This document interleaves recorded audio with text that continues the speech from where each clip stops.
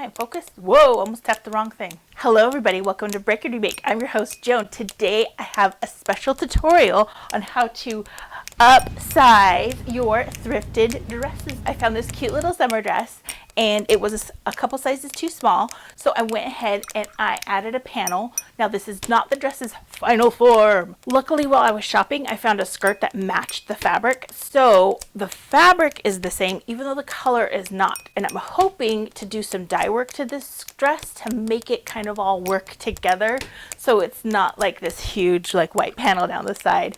That I'm going to show on my Instagram at Break Remake. This was a fairly straightforward alteration. I just needed more room in the rib cage. The skirt was pretty flouncy, woo! So I just added 2 panels on the sides. If you're a beginner, it's a pretty straightforward project. Go ahead, watch the tutorial, and you will feel comfortable cutting up your own dress. I am going to open up the side seams, and I found some fabric that is a similar type of fabric but in white. If I was clever, I would have dyed this first to kind of match. I want to over dye this kind of like orangey peachy color anyways because I don't really wear orangey peachy. So what I'll do is I'll end up altering this dress and then doing an over dye on this later. So let's see what I got myself into. Let's take a look at the side seams and see if there is any surprises. I think there is actually. Someone's already taken this in by hand, so we can then go ahead and open up these side seams pretty darn easy. Oh, they did this in pieces, the little frill at the bottom. Okay, buy the ticket, take the ride. But since this is overlocked, I'm just gonna cut it. I'm gonna be adding anyways, so the important thing now is then to take my measurements, add ease, and then figure out how much I need to add to this dress. But it's all a grand experiment. I measured myself and added my ease. I added about 3 inches just so my garment wasn't like squeezing me. Normally you would add 2 to 3 inches of ease depending on how loose or how tight you want the garment to fit you. It can't be your exact measurements because you need to breathe. You need to be able to sit and spread is the industry term.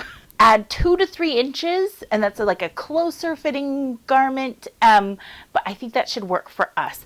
Well, you don't know. I don't know. We'll see. I'm gonna add those inches and see how I like it. I'm gonna measure across the chest, just about the bust level, just below the armpit. It looks like we're at 20.5 inches. Now, this garment is laying down. It's double that, so it is 41 inches across the bust. I'm going to grab the tip of the elastic. You're going to want to be an octopus for this. I'm so sorry. Let's stretch this out and see what we've got here. I bet you it's going to be about the same as the dress, as the chest of the dress, because these usually cut as boxes. It is. It's 20.5. So we found out something interesting. The dress is actually a box and the elastic sucks it in. So that means I just need to add a wedge and a casing for my new elastic. I've got some math to do. Okay, so we know, so the dress is 41 and I want it to be a 53. So I'm going to bump all that up to, I'll say 12 inches. So that'd be 6 per side plus seam allowance, which was more like 7. Perfect. So I know I need to do 2 7-inch panels on either side. Done. I'll write it down in the description if you need to have a visual representation of all of that. Let's see what adventure awaits. It's just a normal bodice and waist casing for this elastic. It's just me chopping up this dress. All my side seams are open on this dress. So what I'm going to do before I get too crazy is I'm going to machine sew all of the places that I have intersections that I open to. So this waistband, I'm going to sew it back together. The ruffle is a little rough. So I'm going to sew that back together. So it's one solid piece. So my insert goes in there super smooth. And because I bought this skirt just for the fabric, I'm going to turn it into fabric by just cutting the waistband off in one go. I've made an interesting discovery. One of these skirt panels is about 7 inches at the top, and then it kind of flares out at the bottom. I wonder if I could get away with just stitching, cutting these panels apart and just stitching a whole panel in the side seam. I've got my sewing machine all set up nice here, and I'm just gonna sew this panel into the side seam. I know I'm gonna have to add ruffle, but maybe I don't have to add more elastic. We'll see. I'm gonna sew both the panels in, and then I can just try it on and decide. I need to make sure my ruffle is the same length. Are you shooting me? I didn't hear go, I just started talking. I really liked how this turned out, and the armhole's not as weird as I thought it was going to be, so that turned out okay.